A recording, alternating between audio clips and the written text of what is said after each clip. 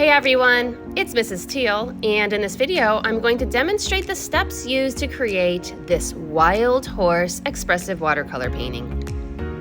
My husband, Ryan Teal, designed this lesson, and it's a great way for students and artists to explore watercolor paint and mixed media in a unique way.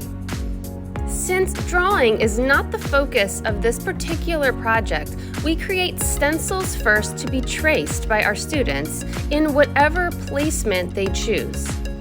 Then we draw in all of the features on the horse, and we provide some handouts for our students to look at so that they can see what some realistic horses look like. And we talk about different styles of hair, how the mane could look when it's flowing in the breeze, how the eyes would be placed on the head, the nose, and some different accessories or markings that you might see on various types of horses. After the horses have been drawn out, we then take oil pastels or waxed crayons and we trace over our pencil lines so that we provide a resist that will then resist the watercolor paint when we begin to apply paint later. We use oil pastels and crayons in various colors. One color could be used if you'd prefer. In fact, white looks really beautiful for a resist on watercolor paper, in my opinion. Beyond just outlining the pencil lines, I like to freehand some other lines as well. These lines can be representative or they can be entirely abstract in nature. Before beginning with paint, we encourage our students to practice at least 9 different watercolor techniques because we want this project to be all about exploring the use of paint, not just filling in shapes. We begin painting with a light layer of paint. I like to cover the entire paper first with that light layer of paint before really worrying about developing different colors too much. You could even paint the entire piece of paper using just 1 or 2 colors and not even worry about changing colors for the inside of the horse or the outside of the horse. It's really up to you, but the value should be light at this point so that you can later further develop the color with layers of expressive painting. Once that initial layer of watercolor paint has dried, it's a great time to go back in and draw additional lines with oil pastels or waxed crayons.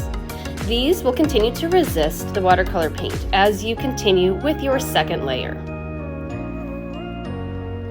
When you begin your second layer of watercolor paint, it's a great time to start adding some darker values and to start using some of the watercolor techniques that you practiced previously.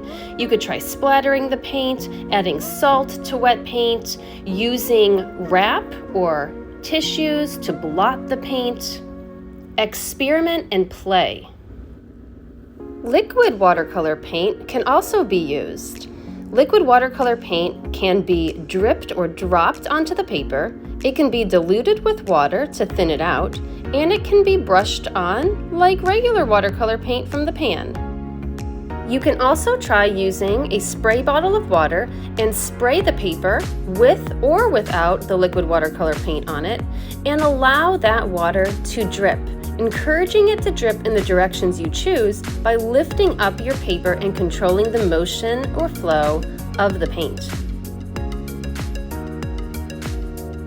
As you increase the value or darkness of your layers of paint, begin thinking more about contrast and how you can make sure that your horse is contrasting against its background. This can be done by placing more darker values in the background to contrast against the lighter values of your horse, or the opposite. This painting is best worked on over the course of separate days so that you can allow for drying time between layers. Each time your painting is dry is another great opportunity to experiment with dry mediums. Again, you can go in with waxed crayons, oil pastels, or even paint pens.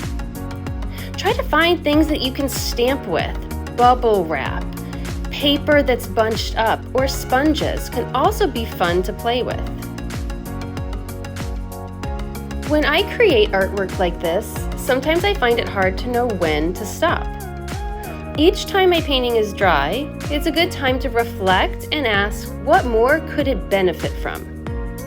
I decided at the end of my painting I wanted to add some additional lines with some dry media. Things like metallic markers, paint pens, and gel pens were things I wanted to experiment with. These additional lines and shapes that I added really made my horse stand out against the background because I did some outlining with dark and light colors that I think really added contrast.